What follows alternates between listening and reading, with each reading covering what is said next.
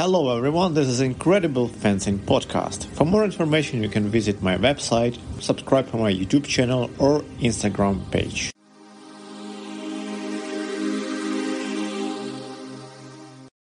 Hey everyone, this is Incredible Fencing Podcast and episode number 8. This time I'm going to record this episode by myself because last time it was two guests. In last two episodes I invited two guests to talk about fencing. That was quite interesting and exciting, I guess. And thanks for everybody who supported this episode and who wrote some comments, who liked it, who subscribed for the podcast on Apple Podcasts or Google Podcasts. Some people also subscribed for my YouTube channel and Instagram page, which is also quite good, I think. But this time, I'm planning to make short episode about things which can get you more confident fencer, right? Because sometimes when you are fencing, doesn't matter how much time have you been doing it, but sometimes you can experience some difficulties and some issues in your fencing growth, right? Because it's never smooth line.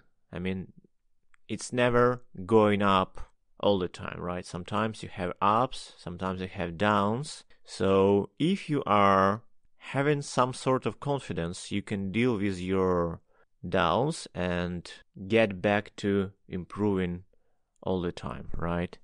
So this certain things not necessarily can be applied at the same time, but you can think about them and try to do them time to time, because everybody is different, and for some fencers it can be useful, but for some fencers maybe not that much.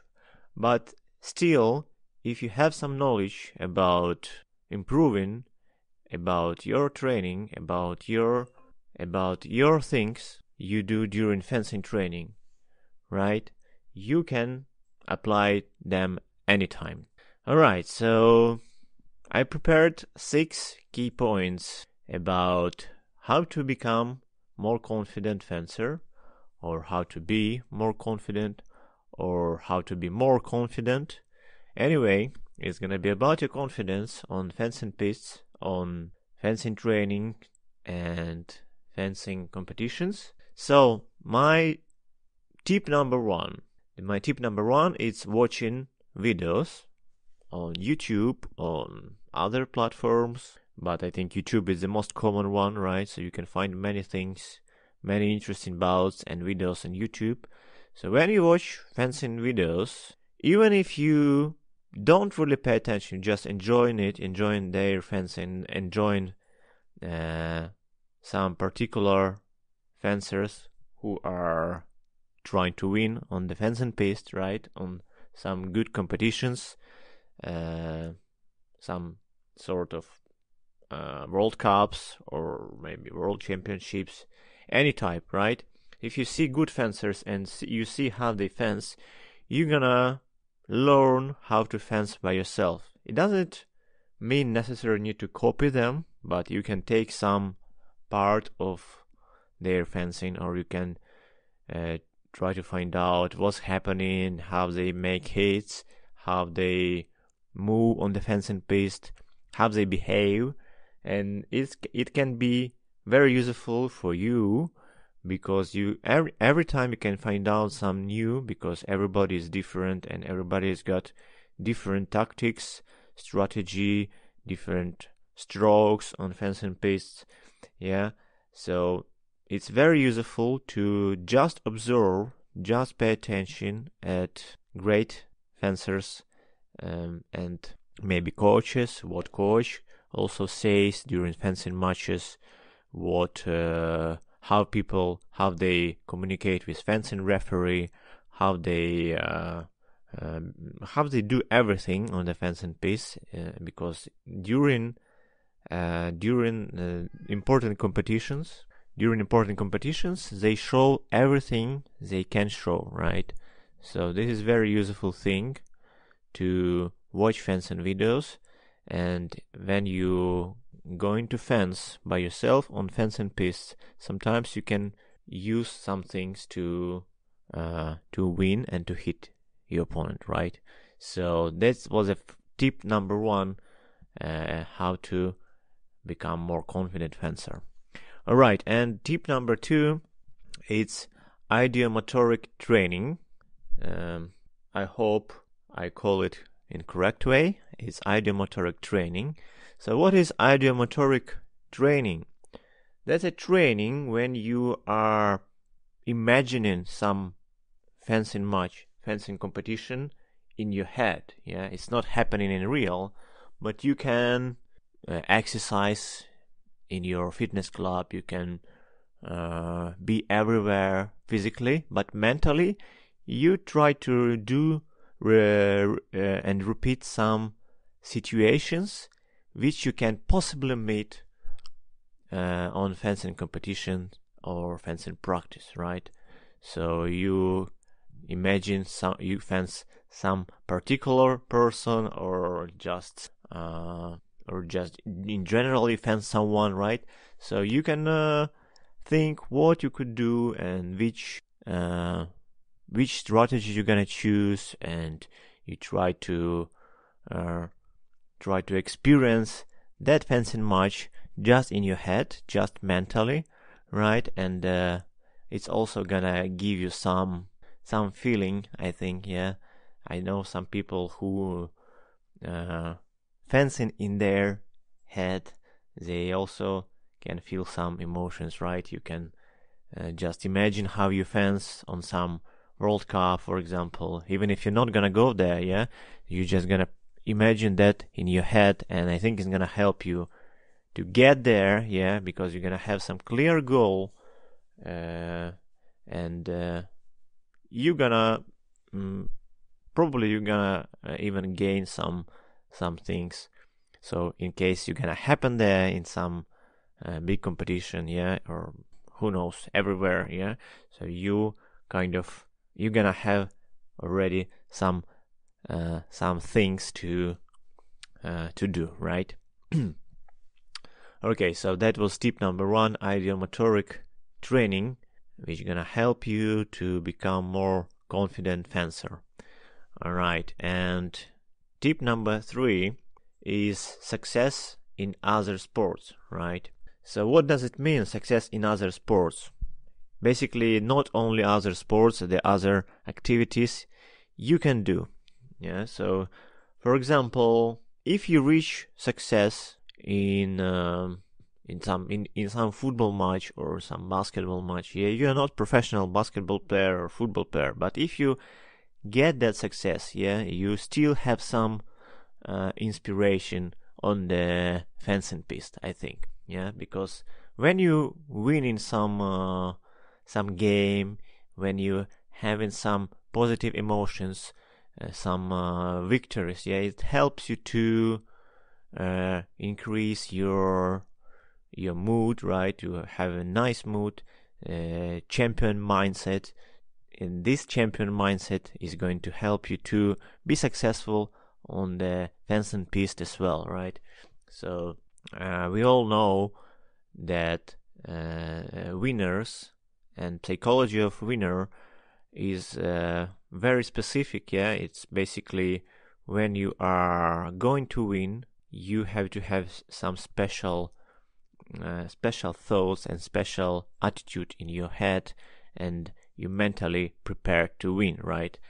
So this is very important because you're not just gonna be you don't need just to be strong physically, yeah, in technique wise and tactics, yeah. If you are having champion mindset, the victory mindset is I think is one of the most important parts of victory on the piste, right? Sometimes people who are not very strong technically and they don't do that much things on the fencing piste, yeah, but they are fighting, they have champion mindset, and this mindset, this spirit usually helps them to to win, even if their technique part of fencing is not that high yet, right? So this is a very good thing. So if you are successful in other sports before, or you have some hobby which also gives you some positive emotions about winning, right? So you can apply them, you can transfer this feeling into fencing, and if you're champion in other things, it's gonna help you to become champion on fencing piste. That's for sure. And that was tip number 3, how to become more confident fencer. Okay, so tip number 4, it's training at home. Usually training at home, it's not that helpful as training on real fencing hall, right? When you come to fencing training, the very important part is to fence against other people, to have a lesson with coach, to do some footwork, right? But when you are at home, especially these difficult times when we have COVID-19 everywhere, many people forced to train home and to do some exercises home, right? So what you can do when you are at home?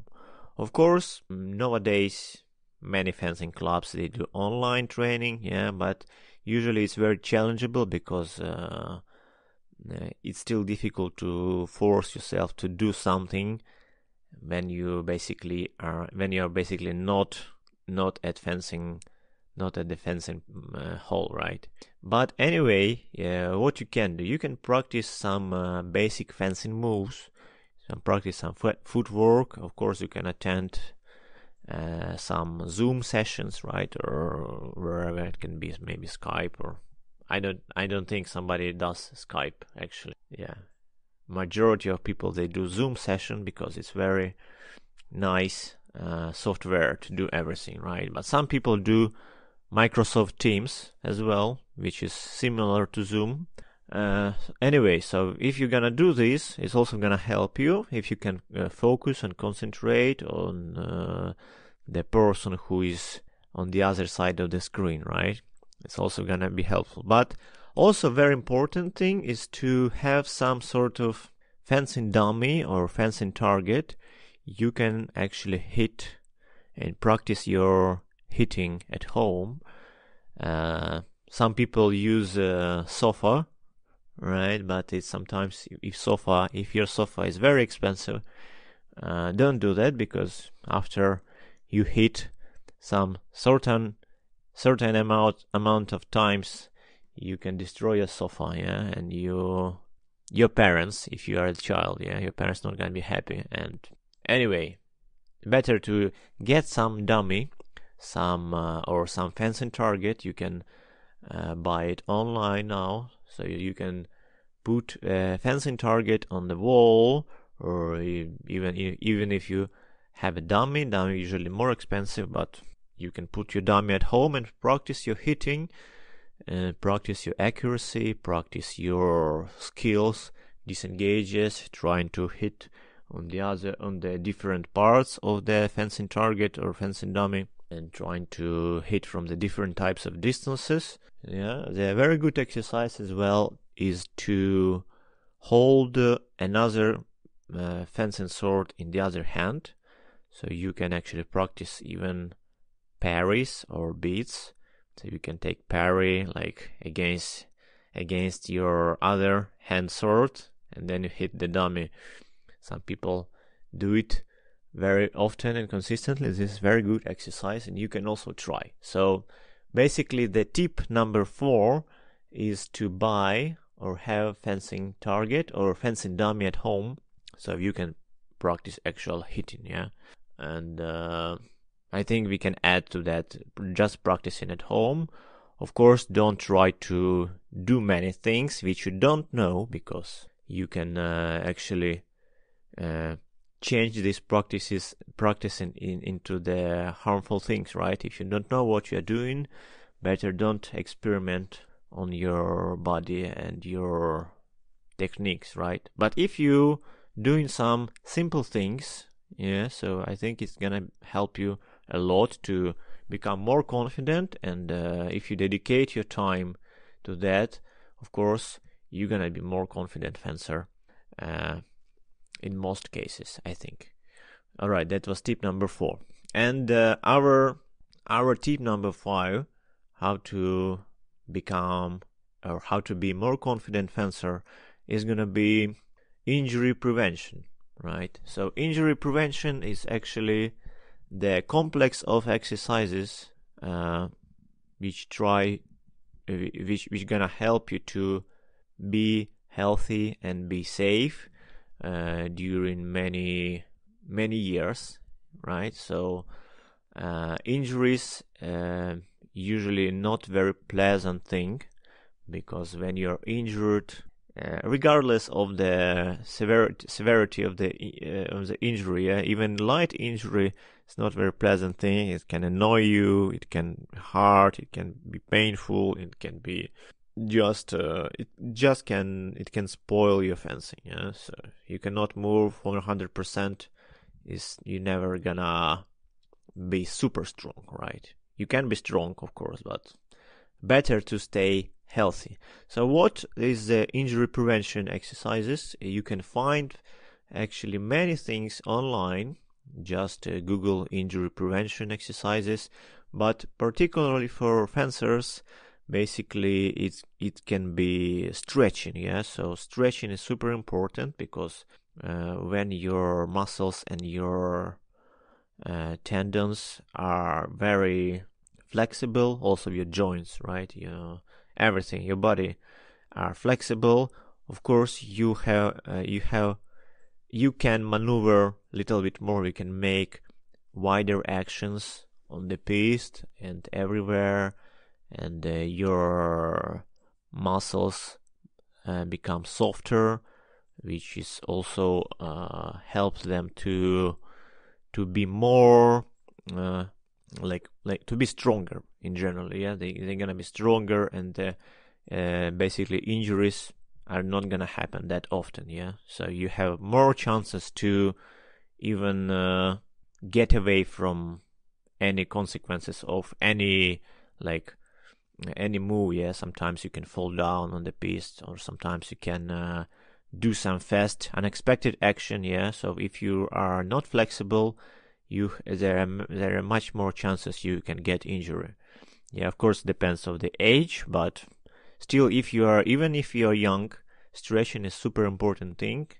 So usually people stretch before training and after training, right? So before training, it's actually preparing your muscles to do some exercises. When you stretch, more blood can come to your muscles. The muscles become more protected against any fast and unexpected moves. And after training is very, very important, because when you actually fence and when you do some exercises, your muscles become very stiff, and it also can be sometimes dangerous, because when you are stretching, you kind of relieving some tension from your muscles, and you can recover much faster, you can feel better, and you can be more ready for the next training. Yeah, depending of your schedule. Yeah, some people train every day, some professionals, so they have to stretch also every day. Yeah, so it's very important part of injury prevention. And another part is working on some muscles which cannot be developed in fencing, right? Especially on your opposite side of your body, because when you actually fence, the weapon you hold in your right or left hand it has some weight. Yeah, and when you do it very consistently, of course your body starting to adapt to this weight. Yeah, and your body can change your spine shape. Yeah, can be changed, and sometimes it can be dangerous, especially if you are still young and your body is still growing. Yeah, so basically the human has to be basically balanced. Yeah, human's body has to be balanced. But if you do, if you don't do exercises on your opposite side of the body, you can be like more. You can be more in danger. Yeah, because you have to be balanced, and you can do some exercises on your on your hand which doesn't have weapon, yeah, when you fence. So it can be some core exercises, it can be some weight exercises. Sometimes people fence with counterweight, so they hold some weight on the other hand when they fence. Yeah, sometimes you can even fence in the opposite on guard position, yeah, in your left stance or your right stance if you're lefty. So it also can give you some balance, yeah, so you can actually avoid some consequences, harmful consequences of the holding weapon only in one hand during training.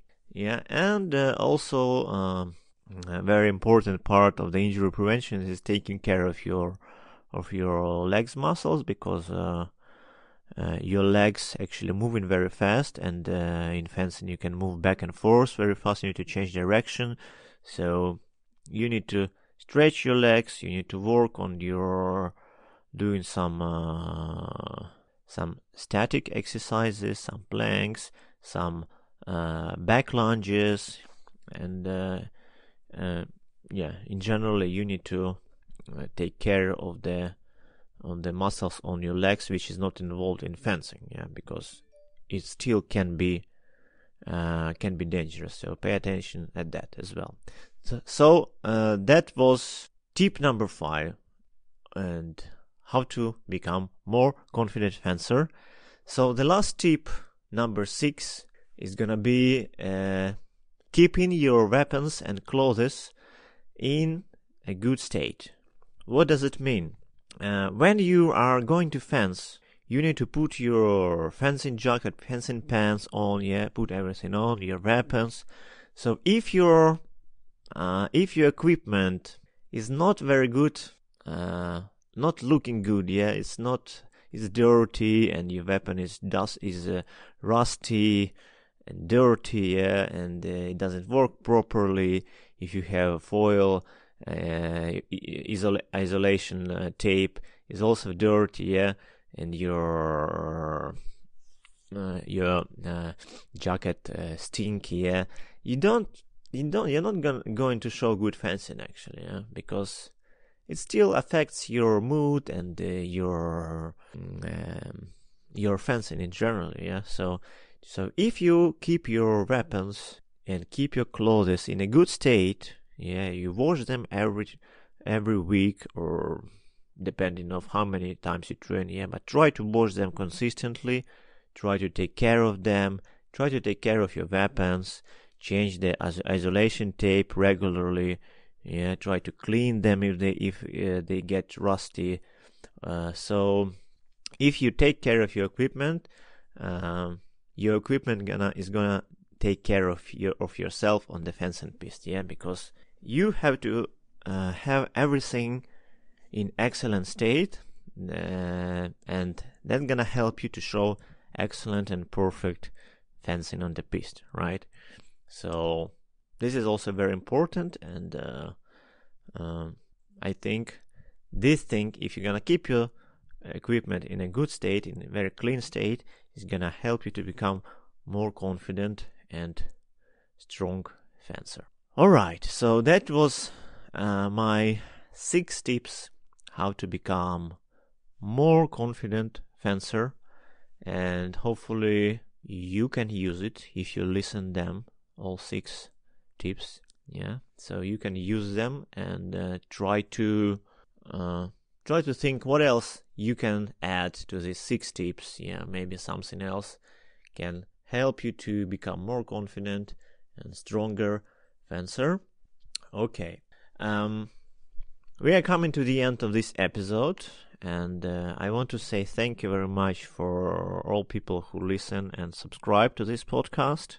I'm already working on inviting some other people, some other coaches, I think I'm gonna have some conversations soon with some fencers and some coaches as well, and it's gonna be entertaining, right? I try to make this podcast very entertaining.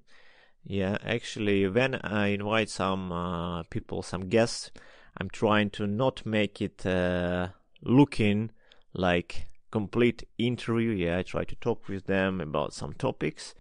So they're gonna just talk about their fencing life and fencing trainings, fencing career, and I think it's gonna be very interesting for everybody who is related to fencing. And so if you like this podcast, don't be lazy. You subscribe to it everywhere you can find it. Yeah. Leave some comments if you can. Yeah, you can also rate it. So I hope you can rate this podcast with 5 stars, right? So I still hope it's gonna help somehow to promote it. Yeah, and maybe some recommendations is gonna come up in some recommendations to some people. And so I think we are coming to the end. Yeah, if you have any questions, send me a message. You can send me a message in YouTube and Instagram. Yeah, and everywhere you can find me. Yeah, don't forget to visit my website. Also, I recently I started uploading this podcast in video format in WeChat. WeChat is Chinese online messenger and some online platforms. So they have so-called WeChat channels. Basically, it's their answer to TikTok, right? TikTok is very popular lately, but I don't have Incredible Fencing podcast there. But I have Incredible Fencing podcast in WeChat channels, right? So if you are in China, I think it could be easier to listen it there. But if you're not in China, if you wherever you are, you can listen this podcast in Apple Podcasts, Google Podcasts, or you can visit the website. So you're welcome to listen it. And I think this is a time to say bye-bye and have a nice day.